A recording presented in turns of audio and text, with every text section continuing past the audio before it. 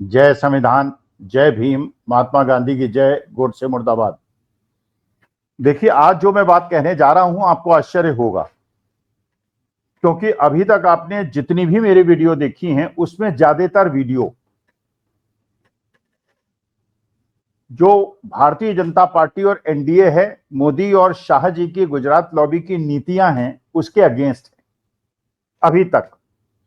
लेकिन आज की वीडियो में मैं निंदा करना चाहता हूं राहुल गांधी की, तेजस्वी यादव की और अखिलेश यादव की।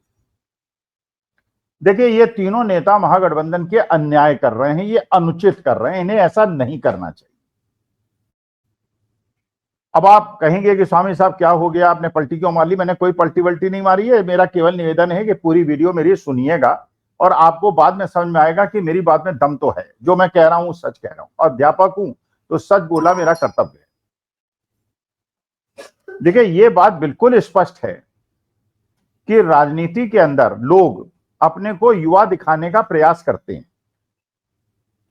कोई भी राजनीतिज्ञ जिसकी भी से भी आपकी जान पहचान होगी, चाहे वो 80 साल का होगा, 85 साल का होगा, वो हमेशा ये दिखाने का प्रयास करेगा कि वो युवा है।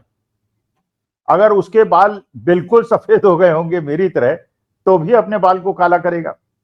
अगर उसकी पीठ में भी दर्द होता होगा तो चलेगा तो बहुत तेज चलने का प्रयास करेगा अपने नेताओं के सामने। अगर वो भारतीय जनता पार्टी का नेता है तो मोदी जी के सामने ये कोशिश करेगा कि वो युवा दिखे। अगर वो कांग्रेस का नेता है तो राहुल गांधी के साथ कोशिश करेगा कि वो युवा दिखे, क्योंकि राजनीति के अंदर युवाओं का बोलबाला है, लोग युवाओं को पसंद करते हैं, इसलिए हर राजनेता अपने को युवा दिखाने की कोशिश करता है। अच्छा, देश के प्रधानमंत्री मोदी जी के साथ एक बहुत बड़ी समस्या है। अब वो 75 साल के सितंबर में हो जाएंगे, अगले महीने हो जाएंगे, और ये भारतीय जनता पार्टी का जो अभी तक नियम था, जो भारतीय जनता पार्टी का संविधान था, उसके अनुसार 75 साल में सबको रिटायर हो जाना था।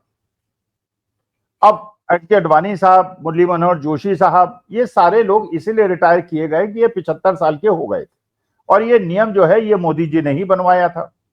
अब ये तो उन्होंने उस समय कल्पना नहीं की थी, ये तो मोदी जी ने उस समय कल्पना नहीं की थी कि वो 75 साल की उम्र तक भी तीसरी बार प्रधानमंत्री बन जाएंगे।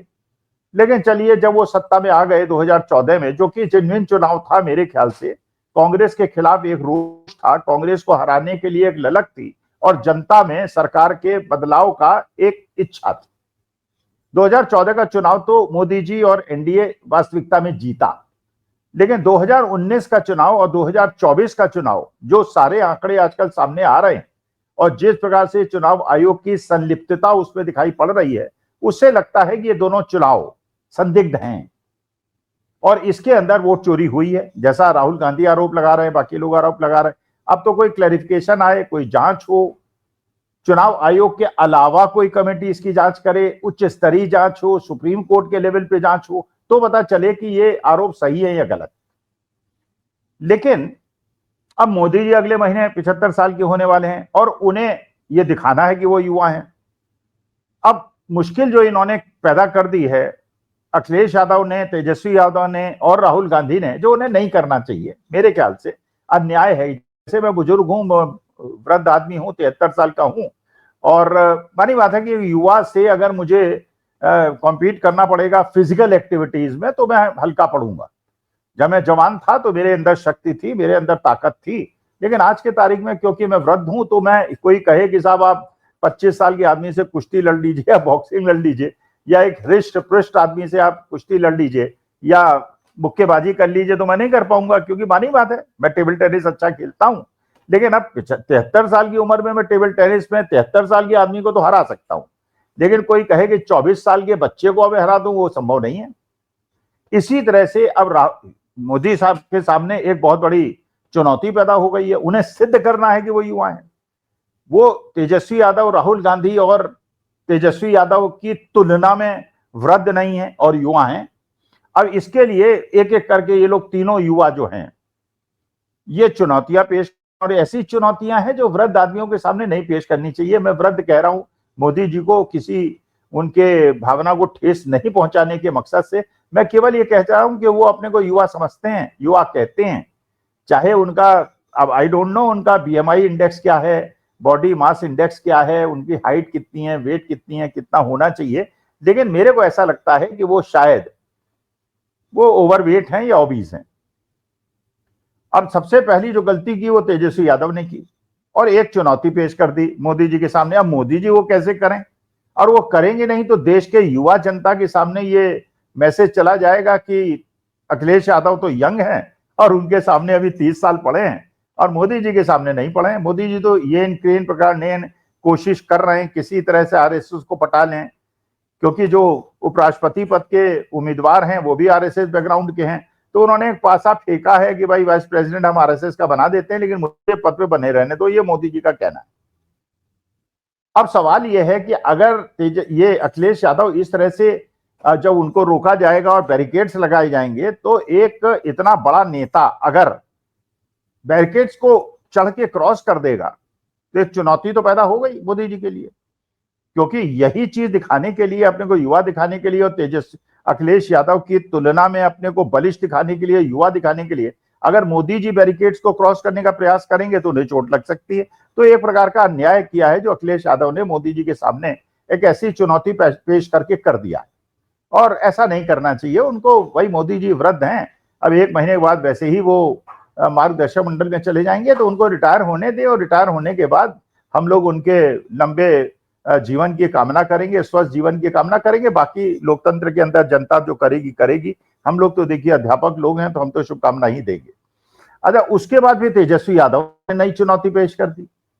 अच्छा, मोदी जी ने उसको रेप्लिकेट करने की कोशिश भी की। जैसे तेजस्वी यादव, भाई देखिए हर स्टेट का अपना एक कल्चर है और उस स्टेट के कल्चर से वो आदमी जरूर बहुत जल्दी मिक्स हो जाता है जहां वो रहता है और जहां के संस्कारों को वो जानता है। भाई आप जानते हैं ईस्टर्न यूपी के अंदर, बिहार के अंदर खैनी बहुत खाई जाती है। ये गुजरात और राजस्थान में उतनी ज्यादा, वहां पे अलग टाइप के अपने वो है शौक। पान बहुत ज्यादा खाया जाता है, बहुत सारे एरियाज में पान बिल्कुल नहीं खाया जाता, कई जगह खाया जाता है, कई जगह ढोकला फाफड़ा खाया जाता है, कई जगह डोसा इडली खाई जाती है, कई जगह उड़द की दाल और रोटी खाई जाती है, कहीं कुछ और खाया जाता है। तो हर जगह की वेशभूषा संस्कार हर तरह से अलग है। अब ये तेजस्वी यादव ने जो एक नया लगाया, जब लाखों लोगों की भीड़ उनके सामने उमड़ी तो उन्होंने अपना अंगूछा हिलाया। अब ये अंगूछा हिलाना जो है ईस्टर्न यूपी और बिहार का कल्चर है, क्योंकि एक प्रकार से वो रिस्पॉन्ड करते हैं, एक प्रकार से वो लोगों से मिक्सअप करते हैं, एक प्रकार से मैसेज देते हैं मॉब को या क्राउड को या अपने समर्थकों को कि हम जो है आपकी भावनाओं को समझते हैं और आप जिस प्रकार से अपना अंगूछा हिला रहे हैं हम भी हिला रहे हैं। अच्छा, मोदी जी ने उसको रेप्लिकेट करने के लिए क्या किया कि पुल के ऊपर खड़े हुए और जनता तो अंगूछा नहीं हिला रही है, वहां पे खुद ही अंगूछा हिलाने लगे just to replicate Tejashwi Yadav. तो तेजस्वी यादव ने किया, उसके लिए एक चुनौती पेश हो गई मोदी जी के सामने। अच्छा, अब ये तेजस्वी अखिलेश को तो छोड़ दीजिए, राहुल गांधी और बड़ी बड़ी चुनौतियां पेश कर रहे हैं। अच्छा, ये चुनौतियां मोदी जी क्योंकि 75 साल के हो गए वो कर भी नहीं सकते। भाई एक बार उन्होंने क्या किया, वो हरियाणा में चले गए और धान की रुपाई करने लगे। अच्छा, उसके बाद वो चले गए, वो सुल्तानपुर में एक मोची के यहां जाके बैठ गए, उन्हीं के साथ पानी पीने लगे। फिर वो रेलवे स्टेशन पे चले गए, वहां कुली के जो अटैची है अपने सिर पे। अब ये मोदी जी से अपेक्षा नहीं कर सकते ना, 75 साल के मोदी जी जो लाखों रुपए का सूट पहनते हैं, जूता पहनते हैं, चश्मा पहनते हैं, पेन लगाते हैं और इंपोर्टेड कार में घूमते हैं, 9 करोड़ की कार में घूमते हैं और 8,000 करोड़ के हवाई जहाज में घूमते हैं, उनसे अपेक्षा करेंगे कि अटैची अपने सिर पे लेके चलेंगे। लेकिन वो राहुल गांधी ने चुनौती पेश कर दी। अब राहुल गांधी ने एक और चुनौती बिहार के अंदर पेश कर दी।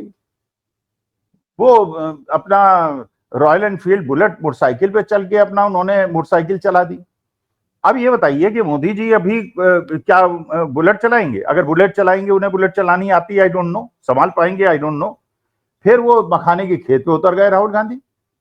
अब ये बताइए, मोदी जी को भी रेप्लिकेट तो करना पड़ेगा, जनता को मैसेज तो देना ही है कि केवल ये अखिलेश, तेजस्वी और राहुल नहीं कर सकते, मैं भी कर सकता हूं। अगर तालाब के अंदर चलिए, राहुल तो वो हैं जो डाइविंग भी कर सकते हैं, जो स्विमिंग भी कर सकते हैं।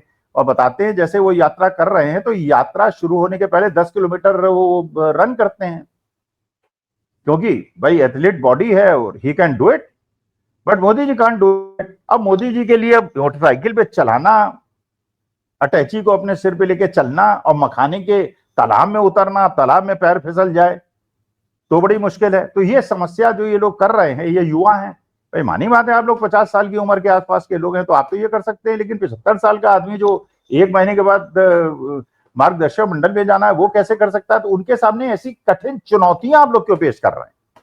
भाई राजनीतिक लड़ाई लड़िए, आप बताइए जो आप कह रहे हैं चुनाव आयोग के बारे में, जो आप बता रहे हैं कि आपको अमेरिका, आप तो कह रहे थे आपका डंका बोल रहा है, विश्व के अंदर डंका बोल रहा है, अमेरिका से आपकी खुट्टी हो गई है, अब आप चीन और जापान जा रहे हैं, चीन वाले आपके साथ क्या करेंगे किसी को कुछ नहीं पता है। तो विदेश नीति पे आप बात कीजिए, आप आर्थिक नीति पे बात कीजिए, आप अग्निवीर पे बात कीजिए, आप बिहार के अंदर इंडस्ट्री न लगने पे बात कीजिए, लेकिन जो ये आप मैसेज दे रहे हैं तेजस्वी यादव, अखिलेश यादव और राहुल गांधी कि मोदी जी को कि आओ तुम दिखाओ, अगर 75 साल में रिटायर नहीं होना तो दिखाओगे तुम युवा हो, उसी युवा होने के चक्कर में गए मोदी जी को परमेश्वर न करे उनको कोई चोट वोट लग जाए। तो मैं तो उनके लंबी उम्र की कामना करता हूं और उन्हें यह सोच कहता हूं कि भाई 1 महीने के बाद आप रिटायर हो जाएं, उसका बिहार इलेक्शन जो नया नेता होगा वो देखा जाएगा। आप अपने से निवृत्त होइए और अभी इस उम्र में आपको जो है मेरे ख्याल से अवकाश ले लेना चाहिए, और ये तेजस्वी, अखिलेश और राहुल जो ये आपको चैलेंजेस दे रहे हैं इनको स्वीकार करने की कोई आवश्यकता नहीं है। नमस्कार, धन्यवाद, प्रणाम।